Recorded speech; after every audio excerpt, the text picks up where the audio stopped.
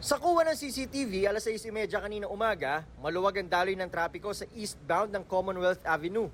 Pagdaan ng bus na yan, makikita sa second lane ang isang traditional jeep na lumihis at dumikit sa isang modern jeep hanggang tumumba at tumaob. Nahagip din ito ang isang kotse sa inner lane. Sa lakas ng impact, dalawa sa mga pasahero ng jeep ang tumilapon palabas. Nagulungan at nadaganan pa sila ng jeep.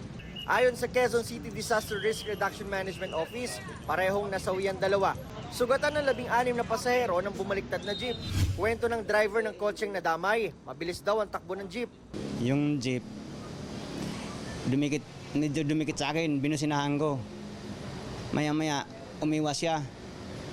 Nung umiwas, pagdating sa bandang unahan, namalayan ko lang paggiwang-giwang na siya. Hanggat na tumama sa akin, inabot ako, preno ko, umabot pa rin. Hindi nagbigay ng pahayag ang tsoper ng nadisgrasyang jeep.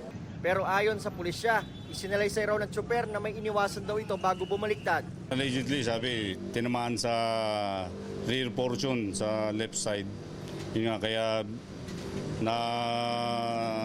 napakabigto ng kaliwa yung jeep. Tapos tumama naman sa BIOS, yun na wala na ng control. Maharap ang jeepney driver sa reklamong reckless imprudence resulting in homicide at multiple physical injuries. Nagpapagaling ngayon sa ospital ang mga sugatan.